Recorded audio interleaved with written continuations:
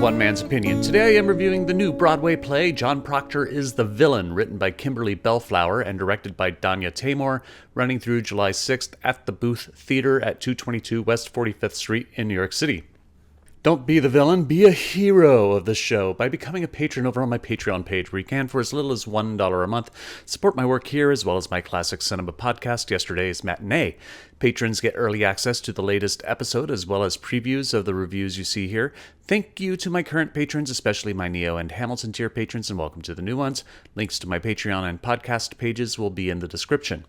A dynamic, moving play of 5 teenage girls finding their agency and power, John Proctor is the Villain is one of the best new plays of the season. Set in a one-stoplight town in Helen County in northeast Georgia, it's 2018, and the mild-mannered, soft-spoken English teacher, Carter Smith, played by Gabriel Ebert, is breaking down the new unit on Arthur Miller's The Crucible for the students. His approach is very traditional of the text, especially in a conservative community, pushing an interpretation of the text that John Proctor is a flawed but ultimately good man.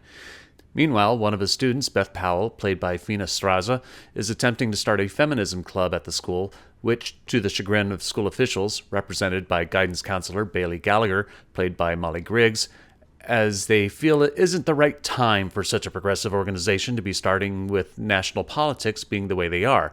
Remember, it's 2018, and it's in Georgia. With her are Ivy Watkins, played by Maggie Kuntz, a girl from a family of high regard and reputation, Nell Shaw, played by Morgan Scott, recently transferred from Atlanta, and Raylyn Nix, played by Amalia Yu, who is struggling over her recent breakup with her misogynistic ex-boyfriend Lee Turner, played by Hagen Oliveras, who had sex with her best friend Shelby Holcomb, played by Sadie Sink. Rounding out the class is Mason Adams, played by Nihar Duvuri, a would-be sweet boy if he didn't keep tripping over his own ignorance. The girls all idolize Mr. Smith, not ashamed to express their secret lusts for him with each other. Beth in particular has a strong affection for him. Lee's cheating on Raylyn is only the tip of the iceberg as more and more sins of the men in their lives start to get weeded out, starting with Ivy's father, who is discovered having an affair, shattering the wholesome home she thought she had been living in. Things really take a turn for the worst when Shelby returns to class after a 6-month absence with accusations about Mr. Smith that will change the community of students and teachers forever. Belflower has written a play that reworks The Crucible by turning The Crucible on its head from John Proctor to the girls as the students, living in a patriarchal society where men are routinely forgiven or worse and are given the benefit of the doubt regarding their sexual sins, particularly with young girls.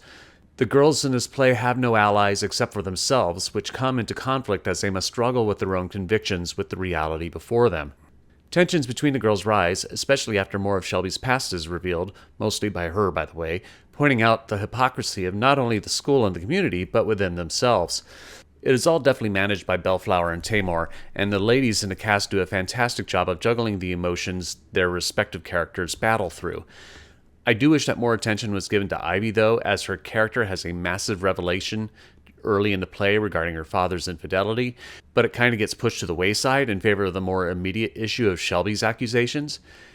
It would have been nice if Ivy's situation was better tied back into the rest of the play's conflict. Also, the reveal about Mr. Smith is pretty obvious. His behavior exhibited toward the students, especially toward Beth before Shelby outs him, is a bit heavy-handed in its portrayal of grooming. It could have been a bit more subtle. Sadie Sink gets top billing, which is understandable. She is the most prominent star of the cast, and once she finally arrives, she does have the largest presence in the story, and she gives a dynamite performance, though she doesn't arrive until about 20 minutes into the show. But other cast members easily have equal, if not more, prominence in the play, especially Amalia Yu, who has some strong stand-up and cheer monologues late in the play. Straza also carries much of the heavy lifting of the play as Beth struggles with her feelings towards Mr. Smith and her desire to be the leader of the school's new feminist movement.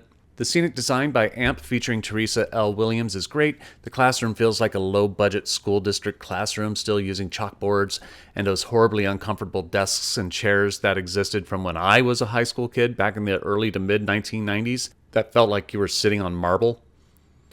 Natasha Katz contributes some excellent striking lighting moments to emphasize the impact of scenes of specific characters as well. Though there are a few weak moments in the script surrounding Ivy's development and Carter Smith's transparent behavior early in the play, John Proctor as the villain is an excellent, passionate play of 5 girls looking for their voice in a world that is doing everything within its power to suppress them, attempting to overcome their internal conflict with each other, to stand up for justice for each other as one. It's inspirational, uplifting, and one of the best plays of the season. But I am only one man's opinion, so be sure to leave yours in the comments below. If you'd like to see John Proctor as the villain, I'll leave a link in the description where you can get tickets. Also in the description will be links to my Patreon and podcast pages, as well as my social media handles where you can support my work. You can also support me by liking and sharing this video, subscribing to the channel, and clicking the notification bell to be alerted to future reviews. My next review will be TheatreWorks Hartford's production of Primary Trust. Thank you for watching, and I will see you at the theater.